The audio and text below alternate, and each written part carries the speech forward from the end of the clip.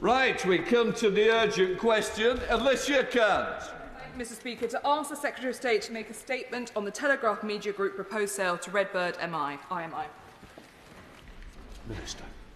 Thank you, Mr. Speaker, and I'm grateful to my honourable friend, the member for Rutland, for tabling this urgent question for a second time in as many days. And it's a very media-focused day for me today. I shall be taking the report stage of the media bill straight after this UQ, so forgive me if one has made me insufficiently prepared for the other and vice versa. Mr. Speaker, I'm in the frustrating circumstance that I can say only what is publicly known and nothing of the specifics about questions over the ownership of the Telegraph Media Group, which contains within it two of the world's greatest newspapers, the Sunday and Daily Telegraph, and in the Spectator, the oldest surviving weekly magazine in the world. As honourable members will be aware, my right honourable friend, the Culture Secretary, has issued a public interest intervention notice in respect of the anticipated acquisition of the group by RB Investco Limited, further to that issued in November into Redbird IMI Media Joint Venture, which remains in force. She is leading this process and examining it in great detail and with great care. But it is a quasi-judicial process involving the Competition and Markets Authority, who look at jurisdictional and competition matters, and Ofcom, who will be reporting to her on public interest considerations in relation to the media, expressly accurate presentation of the news and free expression of opinion. Both reports will be returning on the 11th of March. She is a KC, and as a very assiduous and diligent KC, she is making sure that I am absolutely excluded as Media Minister, because that is what the process demands, and I'm not permitted to know about the scrutiny underway or to interfere with it. She's also not permitted to take into account any political or presentational concerns in her deliberations, and we would not wish any chink of light on that to leave the process open to judicial review, which leaves me in the unenviable position of being faced with the understandable and expert probing by honourable members, to which I can offer no answer beyond what's in the public domain. But this is an urgent question, an opportunity for honourable members to make clear their concerns and views known, as much as it is for me to answer them. So I say, be heard loud and clear. Now, straight after this UQ, I shall be taking through the media bill, and I shall be making the case for this legislation in broad terms. I shall argue that a free media, not interfered with by government or indeed governments, able to articulate and reflect a broad range of views, free to speak, free to create, able to project to the world what democracy, a plurality of views and debate truly mean, is something important, something that we should value, something that underpins what we mean in many respects by a free society. And of course we all know that. It's something we repeat, automate and like, in a way that risks complacency. But as I watch the actions of authoritarian states during these times of turbulence, and as I see Western democracies in a knot of angst over our own values, and as I see our populations question if our values still matter from the safety of these shores, I'm reminded of the need to make the case again and again and again. So I cannot speak to this specific media ownership question, and I know that honourable members will understand that and help me keep within the tramlines that I have. But I can speak about media freedom, the need for media to be separate from political and government interference, the importance of a British voice domestically and internationally, the pride we can feel in media institutions like those in the Telegraph Media Group, some of which date back 2 centuries, and which drove changes in this nation as profound as the Great Reform Act, and whose writers to this day ask questions of all of us with a rare inquisitiveness and preoccupation with truth. And I can say, and I shall be finishing shortly, that I will be hearing the... Sir, order. Please don't tell me what you're going to do. I'm in charge of the time. You're way over. I expect you to now finish quickly. And I can say, Mr. Speaker, and I apologise for over-speaking, but I will be listening to the points made in the broadest of terms, and I suspect may agree with many of them.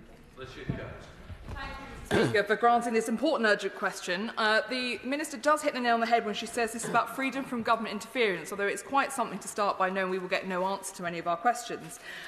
We have a very proud tradition of a fiercely independent press in our country, and a press which holds us in this place to account, and a press which shines a light on misbehavings and misdoings both here and abroad. Yet we see a situation where a paper of record, the Daily Telegraph and the Spectator, the longest running magazine in the world and my personal podcast of choice, will be purchased by a foreign state. The concern here is not foreign ownership, it is foreign state ownership. And in this situation, you cannot separate shake and state. And these are our concerns. I worry when we look more broadly, we have allowed our media, critical national infrastructure for our democracy, to fall between the cracks. We have the Defending Democracy Task Force, which only looks at electoral concerns. We have the National Security Investment Act, which has 17 sectors, but none of which are the media, and therefore we have no protections for this sort of situation. I have therefore 4 questions I'm hoping the Minister will at least attempt to answer, and I appreciate the restrictions in place. First, are there any examples around the world of a nation with differing media values, to be polite, acquiring the newspaper of another country? Secondly, will the government commit to a national security investigation into these purchases? 3, does the government not recognise its intervention in the UAE purchase of Vodafone sets a precedent that they can intervene here? And finally, will the government look to either extend the Defending Democracy Task Force or the 17 sectors under the NS&I sectors to make sure that we can protect our media, because this is something that will make us vulnerable, not for 5 years, not for 10 years, but for the rest of our lives, and we cannot afford our media to be undermined. Minister.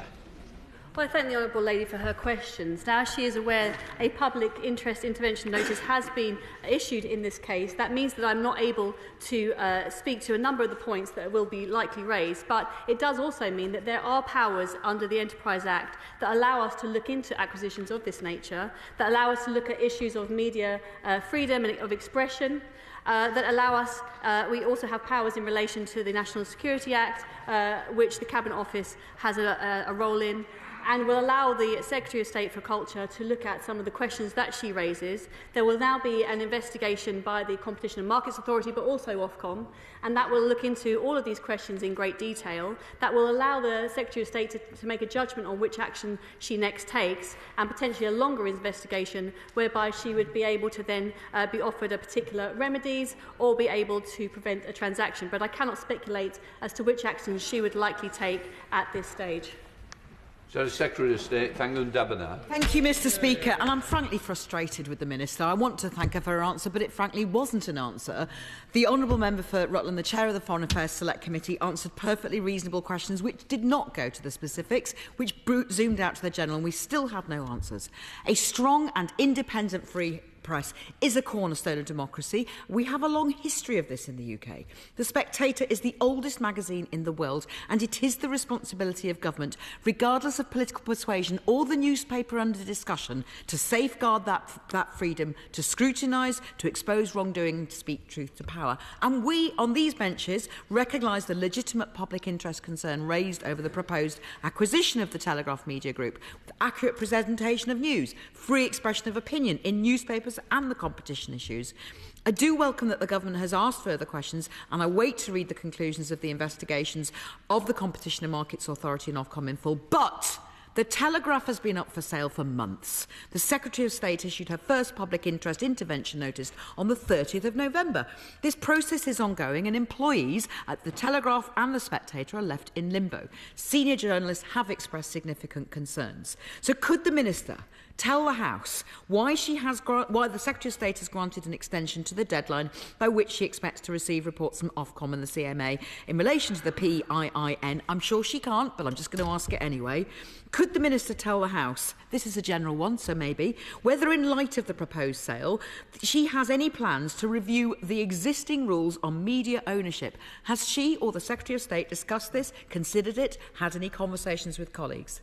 Mr. Speaker, with a general election approaching and a significant year for democracy across the world, with record numbers of people going to the polls, the freedom of the press has never been more important. Now is not the time for the government to have no answers or be asleep at the wheel. I thank her for her rather hyperbolic intervention. Now, we are having a debate because a public interest intervention notice has been issued. 2 notices have been issued. The government takes its powers in this respect extremely seriously.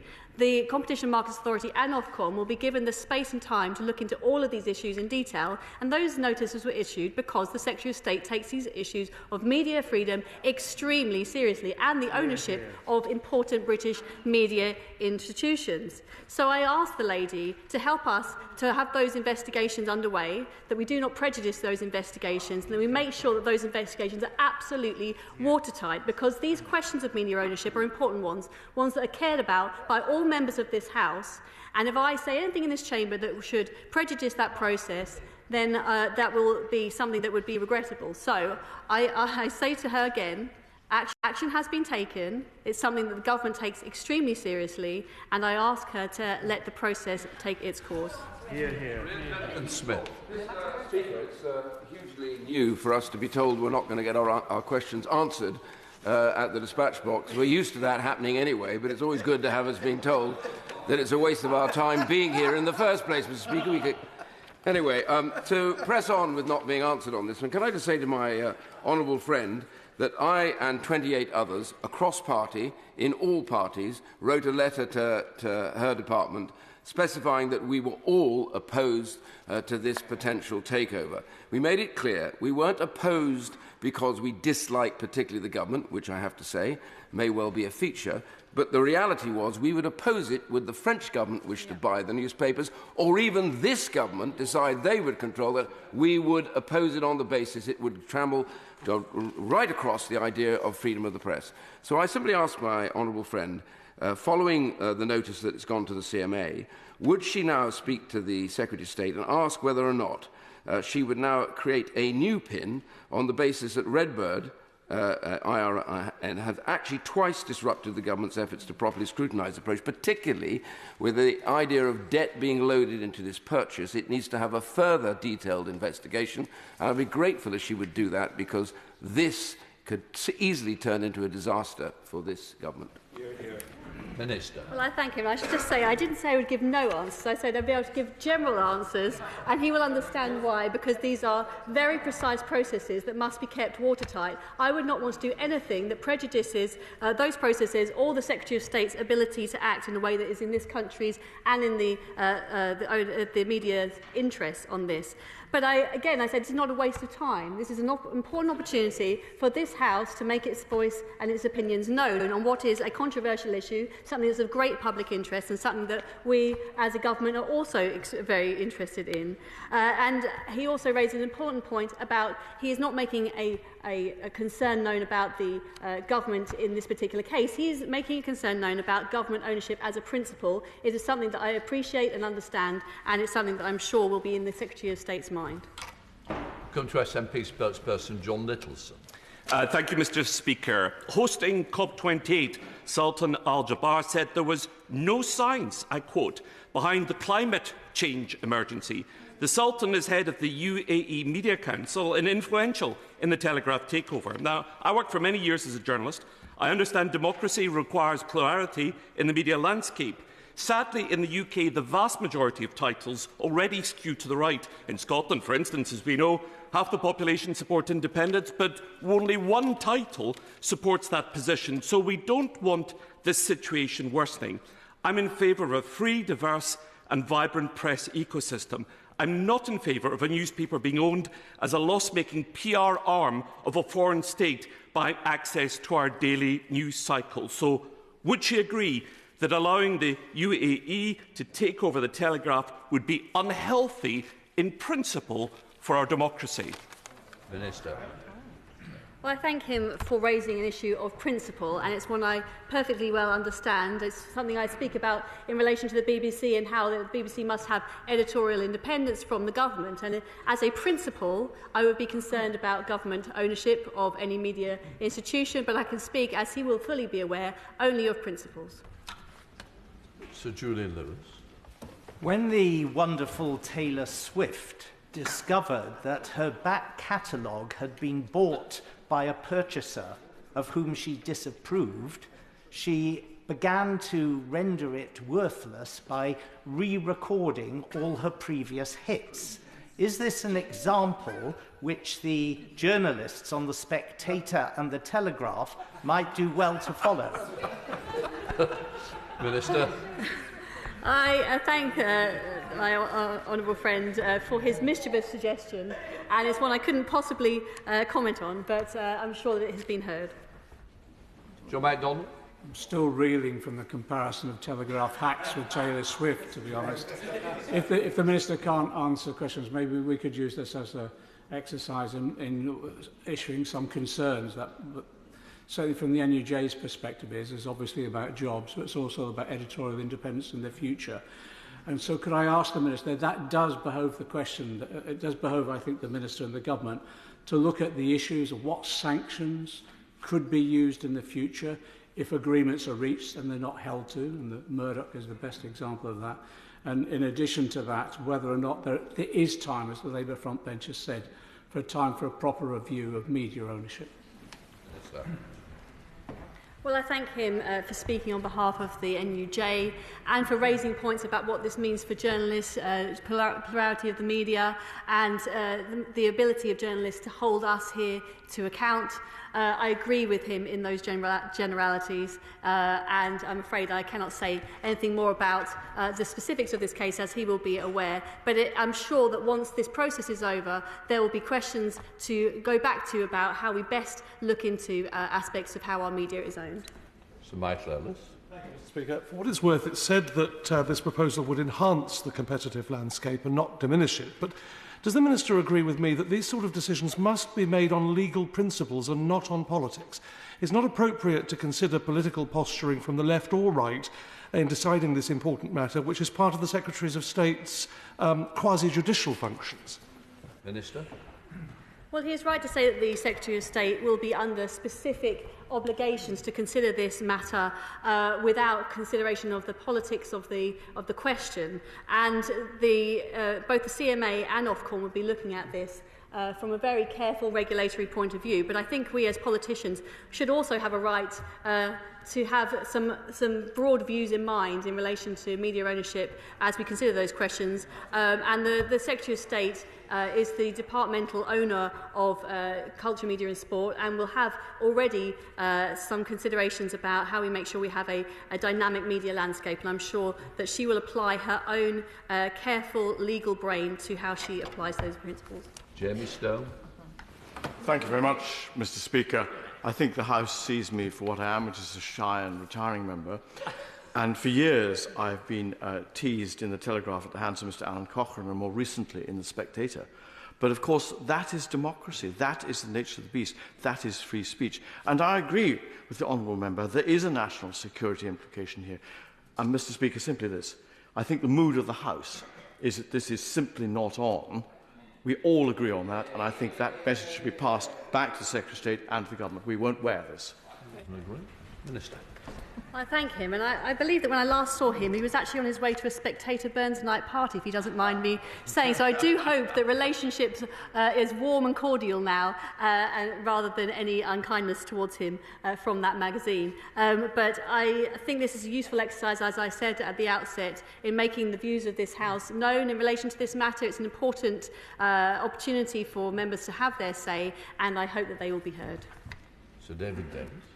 Thank you, Mr. Speaker. I must say I was amused by the Secretary of State's, the Minister's opening remarks, because I cannot recall any judicial review ever being triggered by statements in Parliament, not once.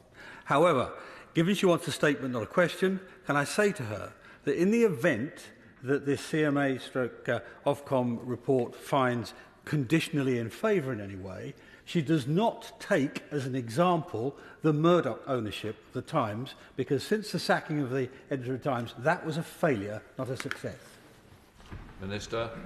Well, I thank him, but as he will be aware, the decision-making process is actually not mine. I will not be the person to make a judgment call on this. But the CMA and Ofcom will have until the 11th of March to do their initial report on this matter, and either at that stage undertakings can be accepted or a second stage can be opened up. And I'm sure that all of these questions will be in the Secretary of State's mind as she makes that judgment.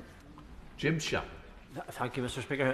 Can I thank the Minister very much for her answers? They're always very helpful and we appreciate it. But can the Minister outline if measures can and will be put in place to secure editorial freedom in the long term, as we look to a nation with completely different ideals and who have capacity to shape media narrative and also public information? How can we make sure that we retain that trust? Minister.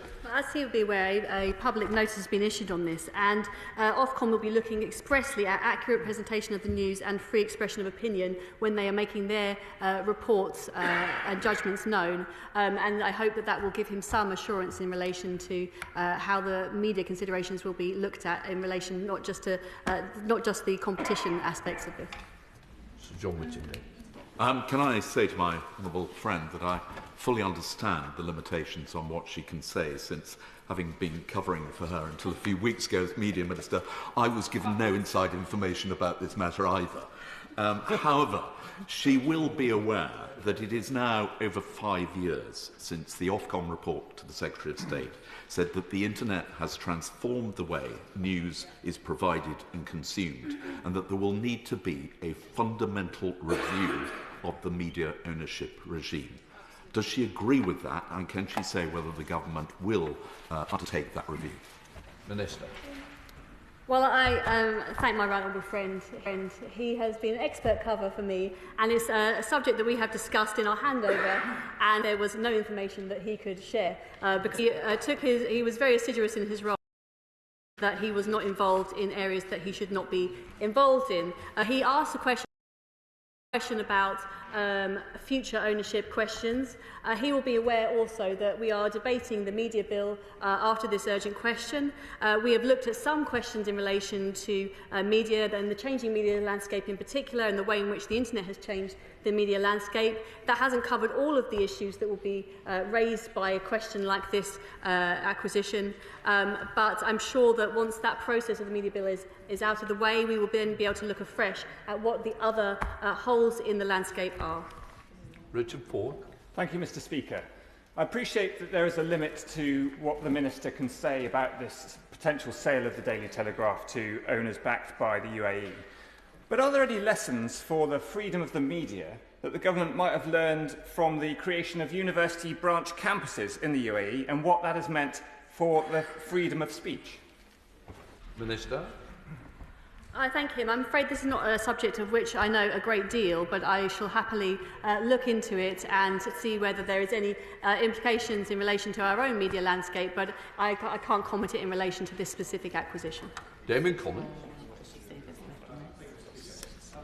Does the Minister agree with me that the fact we're in this position shows there does need to be some clarity over the media ownership rules and a presumption against sovereign foreign states acquiring assets of the UK media, strategic assets for their influence, as there would indeed there should be for an oligarch from a foreign country who may not have a commitment to the media acquiring them as well. And we need to provide some certainty as to how and where such an intervention could be made, and it's not just based purely on competition grounds.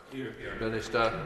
Thank you. This is a point being raised by a number of honourable members, and I should just say we do have tools in relation to these kinds of acquisitions, and we're seeing what that means in relation to the public interest intervention notices that we have imposed in this specific case. So I would just like to reassure members that it's not that we are totally naked in relation to this question. There are tools under the Enterprise Act that allow us to look into this, and I'm sure that once this process is over, we will then be able to look back and say whether any further action or intervention is required. Sir John Redwood. As owners expect to have influence over editors and the editorial line, why don't we have a policy of ruling out all government ownership of such organisations, which would just make it much simpler? Minister. Well, I thank him for making a very simple point, and it's one that I'm sure will be considered once this case is passed.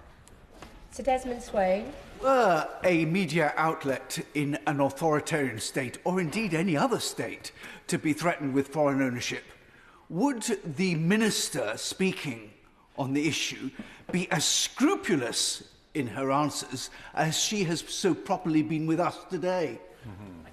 Perhaps not. Minister. James Sunderland. Deputy Speaker, I'm sure that many members like me are concerned about foreign ownership of our institutions and business. Our national resilience, strategic independence and critical infrastructure, as well as our media, are vital. So to quote the well-known song, how do we ensure that we do not end up selling England by the pound? Minister. Well, as I say, as I have said in previous answers to similar questions, we do actually have powers that can look into some of these investment and ownership questions. They don't just relate to media, but we have actually much broader national security investment powers now in relation to questions such as these, but also in other areas where we think that there is a critical national interest in the ownership of a particular asset. So it would be wrong for members to leave this chamber on the belief that there are no powers and that all of these acquisitions can go ahead regardless of some of the security and other implications that they might hold. Andy Carter. Madam Deputy Speaker, the Minister is absolutely right. Ofcom has a test that it can apply and does already apply to broadcast licences. Does she agree with me that that should be rolled over, given the changes in the media landscape, to news websites and news publishers that have significant scale? Minister. Well, we are looking at some of these questions in relation to how we regulate online content alongside how we regulate standard broadcast and other media output. And one of the outcomes, for instance, of the midterm review is that some of the BBC's online material will be looked at in the same way that its other output is. So these are all questions that we as a department are looking into, making sure that the regulation and legislation that we have in relation to media is fit for what is a very rapidly changing media landscape. Ian O'Brien. Madam Deputy Speaker, it's clear that paying off the debt means that Redbird IMI have control over the titles. Indeed, they've already transferred the ownership of that debt to a new UK entity. Shouldn't the Secretary of State PIIN the debt as well to ensure that she retains control over the situation? Minister. Well, I thank him, and he will be aware this is the second of these notices that has been issued. I'm not able to speculate or speak on any other action that the Secretary of State might be minded to take. I know that he will understand that. He will also know that on the broad principles of which concern him and which he has written about so eloquently and powerfully in recent weeks and months are ones that are also close to my heart. I thank the Minister for answering the urgent question.